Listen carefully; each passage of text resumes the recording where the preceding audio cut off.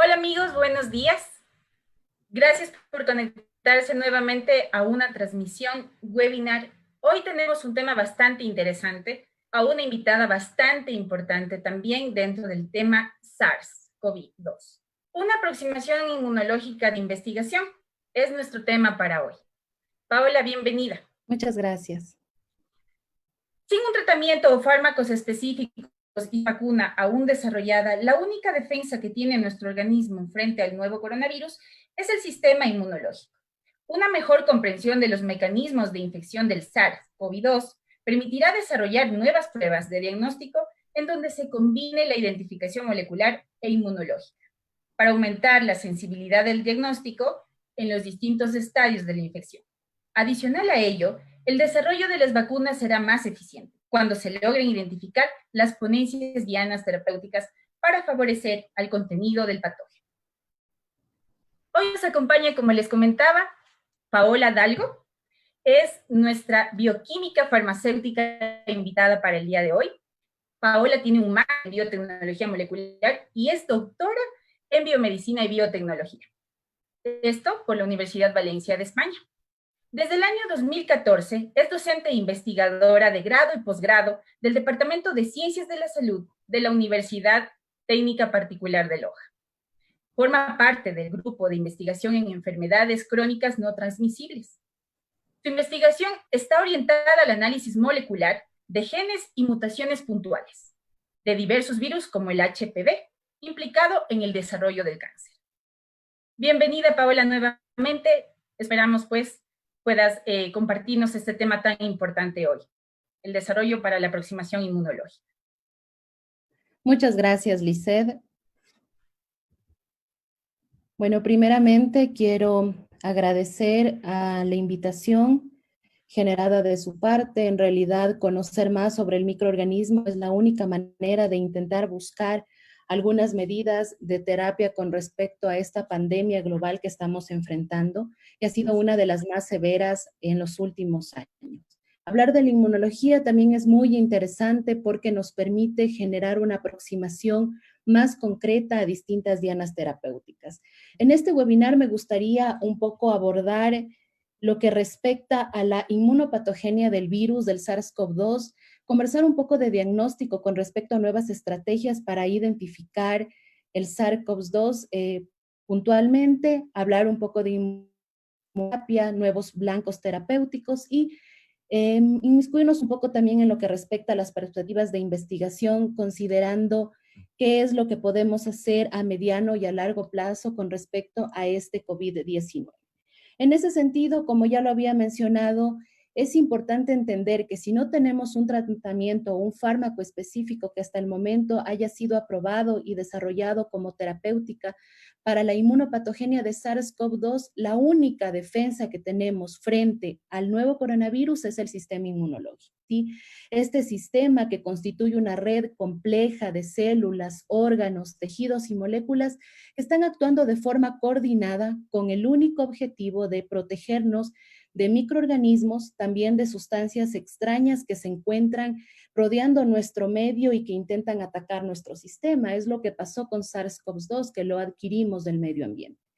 En ese sentido, esperaríamos que de forma ideal nuestro sistema inmunológico frente a un virus actúe activando su respuesta inmune de tipo innata, que constituye la primera línea de defensa, y que sirve también de plataforma para activar la respuesta inmune de tipo adaptativa, sobre todo celular y humoral, con el objetivo de, por un lado, evitar la replicación del virus y, por el otro lado, favorecer a su eliminación. En ese sentido, la mayoría de los pacientes deberían desarrollar esta respuesta inmune protectora que les menciono. Con respecto a SARS-CoV-2, con un porcentaje del 80 al 90% de los pacientes contagiados deberían de forma ideal su sistema inmunológico generar esta respuesta inmunológica y no tener ningún problema para la eliminación del virus. Existe un grupo minoritario de pacientes que se oscila entre el 5 y el 10% quienes desarrollan una respuesta inmune de tipo desregulada, es decir, su sistema inmune no actúa de forma eficiente y el microorganismo genera algunos inmunopatológicos asociados principalmente al efecto citopático en el pulmón una evasión viral por la producción de mecanismos que permitan evadir la respuesta inmune del hospedador y una respuesta inmune disregulada asociada por una exacerbación de la producción de citocinas proinflamatorias conocidas como tormenta de citocinas. En ese sentido, es evidente mencionar que hasta el momento no tenemos información suficiente con respecto al nuevo coronavirus. Sin embargo, los científicos han podido deducir cómo es su respuesta inmune, cómo actúa la respuesta inmune frente a este SARS-CoV-2, considerando algunos de sus primos más cercanos, como es el síndrome de respiratorio agudo crónico SARS-CoV-1, que fue identificado en el 2003 y con el cual presenta una homología del 70%, y el síndrome respiratorio de Medio Oriente, identificado en el 2012 y tiene una homología del 40%. En ese sentido, esperaríamos que el grupo de personas que les mencionaba que tienen una respuesta inmune protectora inicie una replicación viral controlada del virus, principalmente con énfasis a una respuesta temprana de los interferones de tipo 1, alfa y beta, tipo 2 gamma y el tipo 3 lambda. Estos interferones efectivamente van a bloquear los receptores de la célula del huésped y favorecerán tanto a que no exista una replicación viral tan pronunciada y se evite la formación de los viriones. Habrá un aumento de la respuesta inflamatoria con infiltrados monocitos, macrófagos neutrófilos, un aumento de quimiosinas y citocinas proinflamatorias, con énfasis en interleucina 1, la interleucina 6, el interferón gamma y el factor de necrosis tumoral.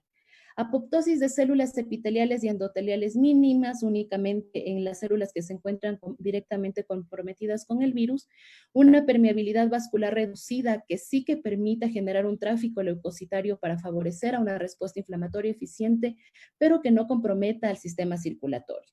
La respuesta inmunológica de tipo innata y adaptativa óptima, principalmente con énfasis en los tipos celulares que generan una respuesta inmune eficiente a nivel del virus, que serían los linfocitos CNK y los linfocitos citotóxicos que generan citotoxicidad y citólisis.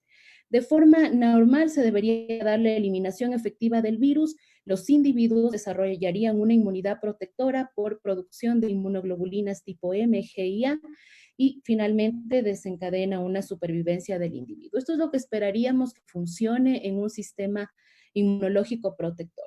Del grupo de minoritario de personas que les mencionaba, lo que pasa es un poco más exacerbado el proceso en donde la replicación viral es intensa, hay una respuesta tardía por parte de los interferones, por lo tanto hay una sobreproducción del virus muy marcada, aumento de respuesta inflamatoria con infiltrados monocitos macrófagos y hay un aumento exacerbado en la producción de quimiosinas y citocinas inflamatorias que pueden ser contraproducentes para el huésped.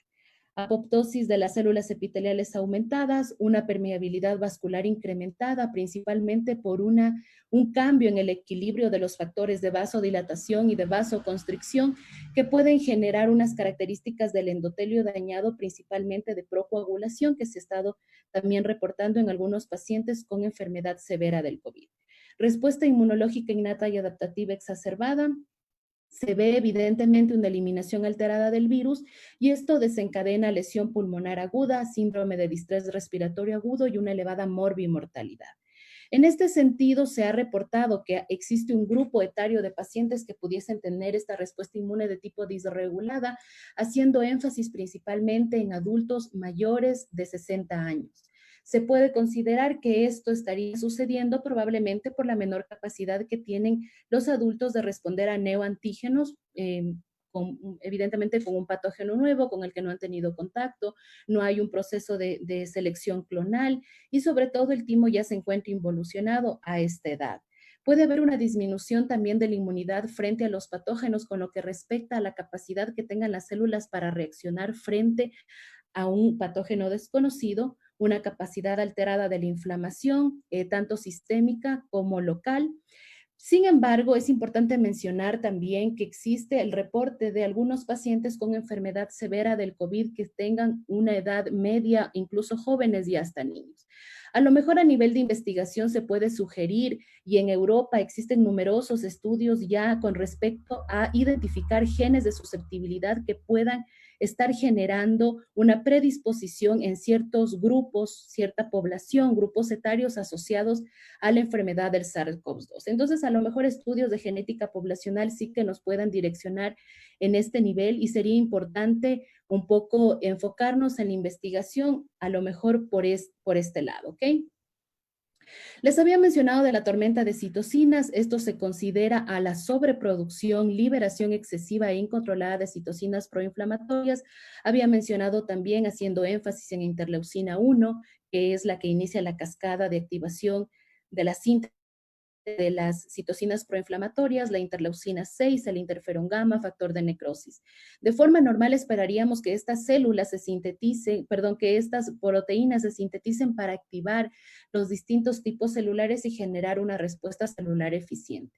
Cuando hay una sobreproducción, básicamente lo que sucede es que estas citocinas pueden estar atacando a nuestro sistema tal como ocurren en las enfermedades de tipo autoinmunes. Probablemente el SARS-CoV-2 pudiese estar generando algo similar, ¿sí? Porque esta tormenta de citocinas se encuentra principalmente en enfermedades infecciosas severas, como es este caso, autoinmunes, como ya lo mencioné, o inclusive en inmunoterapias antitumorales. Clínicamente, la tormenta de citocinas se la puede identificar por una inflamación sistémica con una disminución marcada de los linfocitos, una linfopenia asociada a la elevación de parámetros inflamatorios. En este sentido, existe una serie de parámetros bioquímicos o biomarcadores como la interleucina 6, la ferritina, la PCR, el dímero D y la procalcitonina, que podrían ser utilizadas como a nivel diagnóstico para poder identificar en qué estadio se encuentra un paciente que esté atravesando la enfermedad del COVID-19. En Europa se hacen también muchos estudios asociados en complementar el diagnóstico molecular con estos marcadores bioquímicos para afinar el diagnóstico de los pacientes y sobre todo controlar el seguimiento y la evolución de un paciente que esté enfrentando este proceso infeccioso. Signos clínicos similares a vasculitis y trombosis, lo había mencionado con respecto al daño del endotelio, y en estadios avanzados se puede manifestar insuficiencia y fallo multiorgánico, que es lo que eleva las tasas de mortalidad, ¿sí? Se origina en el área infectada de pulmones, la tormenta de citocinas, que es el sitio donde de forma constitutiva no existiría citocinas, sin embargo, por el proceso del tráfico leucocitario y un proceso de inflamación marcado, va a haber un aumento en esta zona que se extiende con mucha facilidad a través de la circulación. Como les muestro en el gráfico de acá, en un COVID moderado se esperaría una producción controlada de citocinas que permitan la activación de los tipos celulares, generar una comunicación eficiente y favorecer una respuesta inmune efectiva. No ocurre así en casos de COVID severo, en donde la síntesis está exacerbada, hay una linfopenia muy marcada y nuestro sistema las citocinas están atacando a nuestro propio sistema. Una vez que el virus ha ingresado a la célula del huésped, ha pasado por el proceso de formación de invaginación por endocitosis, ha ingresado a la célula del huésped, se inicia la fase de viremia, que es la etapa inicial. En esta fase va a haber una elevada concentración de ARN viral. En esta fase se manifiesta la sintomatología clínica como la fiebre, la tos y pueden aparecer los primeros infiltrados de macrófagos y neutrófilos. A medida que progresa la infección, comienza la fase de la inflamación. En la segunda etapa, conocida como fase aguda, que se puede dar entre los 6 y los 7 días, se puede iniciar sintomatología más severa como neumonía, y aquí también es interesante mencionar que pueden aparecer los primeros biomarcadores bioquímicos que había mencionado. Progresa la infección, la parte de inflamación muy marcada por un aumento pronunciado de citocinas. En la mayoría de los casos, con respecto a una inmunidad de tipo protectora, se esperaría que aquí el sistema inmune pueda favorecer y generar la supervivencia del individuo, pero en los casos que no ocurren, pues se aumenta la mortalidad. En el diciembre del 2019 se identificaron los primeros casos de neumonía, 44 casos con una neumonía severa que al inicio no tenía una etiología determinada. Sin embargo, para el 7 de enero ya hubo una identificación con respecto a qué patógeno era encargado de producir la enfermedad del COVID-19. Para el 10 de enero ya conocíamos la secuencia. Para el 13 había el diseño de los primeros test de diagnóstico. Si bien es cierto, estamos enfrentando una de las pandemias más graves de los últimos tiempos, es necesario indicar que la ciencia y la tecnología tenemos ahora nos ha permitido en tiempo récord poder identificar secuencias, poder cargar la información con respecto a las distintas identificaciones de secuencias a nivel de todo el mundo. Se están generando mapas que nos permiten conocer cómo está surgiendo el virus con respecto a su evolución espacial y temporal.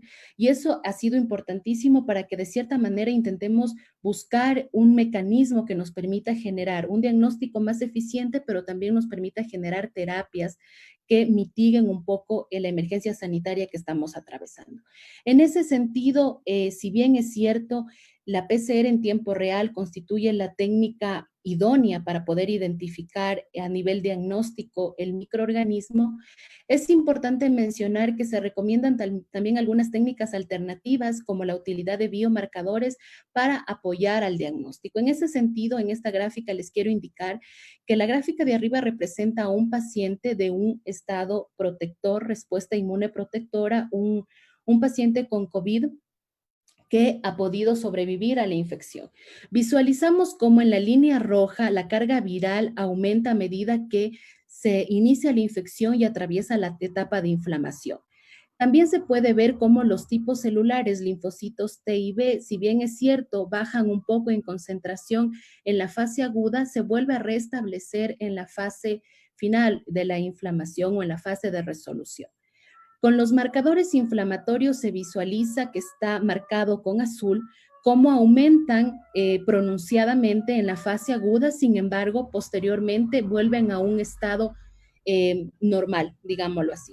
El dímero D, que representa esta línea gris, también nos indica que hay un aumento en un momento dado del inicio de la inflamación, pero que posteriormente disminuye. Comparando esto con un paciente que tiene una enfermedad del COVID severa y que probablemente no pudo sobrevivir, se ve la carga viral como va aumentando a medida que se genera la infección y se observa claramente como los linfocitos T y B empiezan desde la fase de viremia a disminuir y nunca vuelven a subir su concentración. Los factores inflamatorios de la misma manera empiezan a subir marcadamente de forma exacerbada hasta terminar la fase de resolución y tampoco disminuyen. Ocurre lo mismo con el dímero D. Por lo tanto, esto nos puede direccionar un poco a que sería importante generar un diagnóstico con la identificación de estos marcadores o biomarcadores bioquímicos para poder establecer en qué estadio se encuentran los pacientes, y eso sería importantísimo a nivel de la terapéutica para tomar decisiones de qué medicamentos son más idóneos en una u otra etapa con respecto al control de la infección. Ocurre lo mismo con la utilidad de los anticuerpos. Es importante considerar que hay un punto de inflexión que lo ha mencionado Wu y colaboradores en un artículo publicado recientemente, en donde claramente indica que entre el quinto al séptimo día puede haber un declive de la concentración del ARN viral porque ha pasado de la fase de viremia a la aguda, y sería el punto indicado probablemente para poder identificar marcadores anticuerpos a través de pruebas serológicas. Si bien es cierto, no se descarta y no se podría descartar de ninguna manera la PCR como prueba diagnóstica, sí se recomienda utilizar una prueba de identificación serológica como ELISA para cuantificar los anticuerpos IgM y afinar la técnica, indicándonos en esta publicación que hasta puede aumentar la sensibilidad en un 100%. Ok, había mencionado yo que la prueba de real-time PCR nos permite identificar la carga viral. Les he comentado también que es importante a lo mejor combinar con pruebas serológicas, inmunocromatografía, que sí que no nos brinda mucha especificidad, pero a lo mejor dirigido a cierto grupo de pacientes confinados, ancianos, probablemente que no se puedan trasladar a los sitios de toma de muestra, a lo mejor sirve como una estrategia. Las pruebas de ELISA, y también existe el diseño de distintas pruebas enfocadas en determinar proteínas virales, como ensayos asociados a enzimas o inmunofluorescencia, y el mismo sistema CRISPR-Cas, que es un sistema bastante eficiente con respecto a la identificación en un tiempo más corto. Lo que les quería mostrar acá es un poco que a nivel comercial ya existen numerosas pruebas Es más, las empresas chinas han enviado distintas técnicas dirigidas tanto de PCR tiempo real con distintos targets, ondas diferentes, así también para poder identificar por métodos de secuenciación de última generación, la utilización de pruebas serológicas asociadas a antígenos, anticuerpos, el CRISPR también, o el uso de inmunofluorescencia y quimioluminiscencia. Entonces, en el mercado tenemos una gran posibilidad, creo que es nuestra responsabilidad un poco tratar de determinar si estas pruebas tienen una eficiencia suficiente tanto para el diagnóstico, pero muchísimo en la investigación, que es lo que ahora en realidad nos concierne mucho. En cuanto a lo que respecta a la inmunoterapia, les había mencionado que la infección fluye en 3 estadios y probablemente en la parte de infección sería más recomendable tratar con tratamientos de tipo antiviral y a lo mejor en la parte de inflamación, pues enfocarnos en los tratamientos antiinflamatorios, considerando como dianas terapéuticas estas biomarcadores o citocinas que se sintetizan de forma marcada en esta etapa. Si bien es cierto, hay que mencionar que con respecto a la inmunoterapia y el tratamiento, la proteína S, la spike del virus del SARS-CoV-2, es como la proteína objetivo para el diseño de distintas terapias, por ejemplo, estrategias diseñadas enfocadas a generar análogos similares de la proteína spike que bloquee el receptor AC, evitando el principal reconocimiento del virus con el receptor, por ende no ingresa a la célula y no va a haber un proceso de contagio. El diseño también, otra estrategia es de anticuerpos que bloqueen el receptor AC o diseñar, por ejemplo, minios extracelulares unidos con alta eficiencia a la proteína Spike. Esto ya lo ha hecho la empresa Import y ha tenido muy buenos resultados in silico con respecto a esta estrategia, o el diseño también de nanopartículas que bloqueen la proteína Spike. El objetivo básicamente sería evitar el ingreso hacia la célula del huésped. Sin embargo, estudios recientes han demostrado que SARS-CoV-2 es capaz de ingresar al linfocito T, aunque este no tenga este receptor AC, así que probablemente exista otra diana terapéutica con respecto a la inmunoterapia relacionada con el receptor CD147, que al parecer muestra también alguna afinidad para poder el SARS-CoV-2 infectar a la célula T del huésped. Con lo que respecta a los medicamentos, es un tema bastante importante de conversarlo, sobre todo porque hoy en día la Organización Mundial de la Salud no ha proporcionado la información con respecto a ningún medicamento que se encuentre ya aprobado dirigido al tratamiento del COVID-19.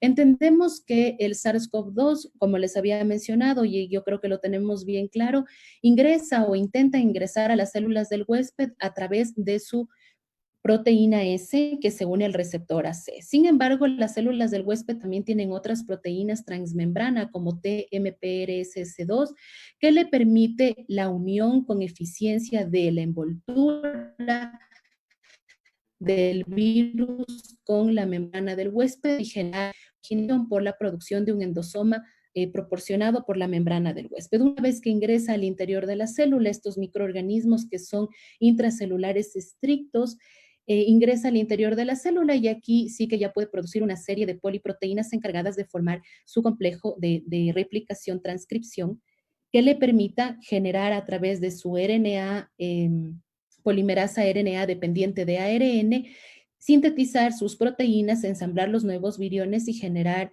el nuevo virión que debería ser eliminado al exterior a través de la endocitosis. Entonces, a medida que fluye este proceso, también existen distintos sitios en donde los fármacos pudiesen generar una acción terapéutica, una acción farmacológica. Por ejemplo, se sugiere el uso del Camostat a nivel de bloquear esta proteína que les mencionaba, que permite la unión del ingreso del virus hacia la célula del huésped, el Arbidol que tiene como target de la proteína el receptor AC2, lo que ocurre con la hidroxicloroquina o la cloroquina, que ha sido uno de los medicamentos últimamente más mencionados con respecto a que este evita la fusión de la membrana del virus con la membrana de la célula del huésped porque eleva la concentración del pH lisosómico y a este nivel también, es decir, buscar medicamentos que intenten bloquear el complejo para poder evitar la formación del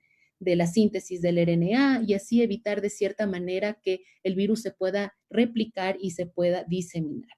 Los medicamentos con lo que respecta a la inmunoterapia también están asociados principalmente a aquellos medicamentos que permitan bloquear estas citocinas exacerbadas proinflamatorias, como es el caso del tocilizumab y el sarilumab, que permiten bloquear la interleucina 6, una de las citocinas con mayor concentración en el proceso inflamatorio asociado al SARS-CoV-2. Entonces, bloquean, se unen y evitan, por lo tanto, la señalización mediada por esta citocina. Ocurre lo mismo con medicamentos como los glucocorticoides, que es lo que primero se nos ocurriría pensar con respecto a una terapia que regula diversas proteínas antiinflamatorias a nivel de que permite la transactivación del núcleo para la síntesis de estas proteínas. Y lo mismo ocurre con reprimir la expresión a través de la transpresión de las proteínas proinflamatorias. El anakinra, que va dirigido al inhibidor de la interleucina 1, la baricitinib, inhibidor de las JAK, esto ya lo había mencionado, con los anti-interleucina 6, y los interferones, con énfasis principalmente del interferón lambda, que de forma típica los interferones tienen una característica antiviral, pero el lambda sería como un medicamento desarrollado bastante eficiente en virtud que aparte de que es antiviral, es no proinflamatorio a diferencia de los otros interferones. La hidroxicloroquina, que ya lo mencioné, los antimaláricos, y lo que a muchos seguramente nos llama la atención y que incluso se puede evidenciar que la gente intenta buscar transfusiones de plasma asociados de inmunológicos de aquellas personas que ya han atravesado el COVID. Es importante mencionar que probablemente la transfusión de plasma pudiese servir como una estrategia profiláctica más que como una estrategia terapéutica en el sentido de aquellos pacientes que ya estén infectados en procesos severos por el COVID. Primero, porque se necesitaría una concentración, una titulación bastante elevada de anticuerpos por ml de sangre, probablemente 1/320 unidades de anticuerpos para poder generar una respuesta eficiente. Sí que como en un sentido profiláctico puede servir, sobre todo porque evidentemente los anticuerpos asociados a este patógeno generarán una neutralización, una opsonización, la activación de la vía clásica del complemento, es decir, afinarán los mecanismos ya listos del sistema inmunológico para atacar. O sea, lo favorecerán en ese sentido la citotoxicidad dependiente del anticuerpo y la fagocitosis.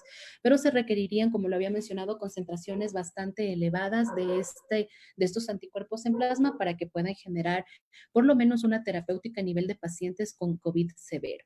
Es importante mencionar y que quede muy claro que la acción terapéutica de todos estos medicamentos que he mencionado se encuentran en ensayos clínicos. Una vez más, recalco que la Organización Mundial de la Salud no ha emitido hasta el momento ninguna información con respecto a qué medicamento sería ideal para tratar el SARS-CoV-2, porque se requiere evaluar su eficiencia, su eficacia, la posología y evidentemente los criterios de utilización que son distintos, inclusive con respecto a las poblaciones.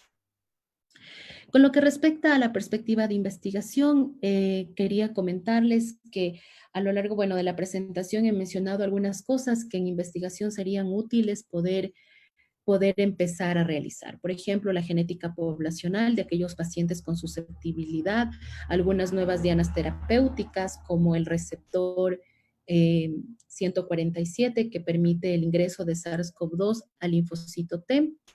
Eso es importante, pero me gustaría también centrarme un poco en poder, involucrarnos en investigación con respecto a la filogenia. ¿Por qué? Porque es importante mencionar en este punto que los análisis filogenéticos nos permitirían identificar la dinámica de la transmisión, la historia evolutiva, rastrear vías y sobre todo comparar principalmente entre los variantes que se encuentran del COVID entre las poblaciones. Cada población actúa de manera diferente, el virus se está diseminando, pero se encuentra con una genética distinta que corresponde a cada población. Así que probablemente identificar lo que respecta a las variantes podría ser beneficioso en el sentido de que cuando se diseñan las vacunas, conocer si efectivamente la vacuna diseñada puede protegerme frente a tal variante que es la que está circulando en la población particular. Entonces, a lo mejor los estudios filogenéticos enfocados en esto, en Ecuador y existe un estudio realizado en donde al menos se menciona 2 variantes diferentes. Eso es lo que les quería comentar. con respecto a la presentación y gracias. Les quería dejar también una conclusión con respecto a la presentación. Espero que haya sido bastante útil y si tienen alguna duda, pues encantada de responder. Muchas gracias. Muchas gracias, Paola. Sin duda una ponencia bastante interesante para todo nuestro público. Creo que es un tema bastante inquietante, ¿no? Asimismo, como hemos visto en el transcurrir de estos meses, hablando de nuestro territorio, cómo nos hemos visto afectados de esta pandemia. Asimismo, y quién sabe más, todavía causa una gran expectativa y un gran orgullo también de nuestra parte saber que investigadores como tú, Paola, están haciendo todos los esfuerzos a nivel del conocimiento, de la investigación, de los ensayos clínicos, para que se pueda conocer también si hay esta aproximación ya hacia la inmunología, ¿no? Que nuestro cuerpo termine resistiendo y obviamente, como mencionabas, muy importante, algo que me pareció muy importante mencionarlo, es que nuestro cuerpo pueda así también generar esta inmunoprotectora, ¿no? Con todas las proteínas, todo lo que se está ensayando. Bastante interesante de los medicamentos que mencionabas también, creo que dos han sido bastante oídos ya, tal vez en las noticias, me parecieron bastante ya comentados. Qué bueno saber que en medio desde la investigación se está realizando todos estos esfuerzos para que realmente se llegue a estos ensayos y se pueda tener esta inmunoterapia bastante acertada, ¿no? Esperemos que Sí. todo esto, pues, así de éxito en realidad. Tuvimos una pregunta, Paola. Ahora, no sé si me puedes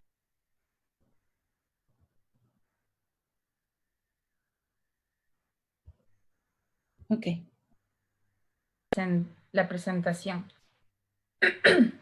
Listo.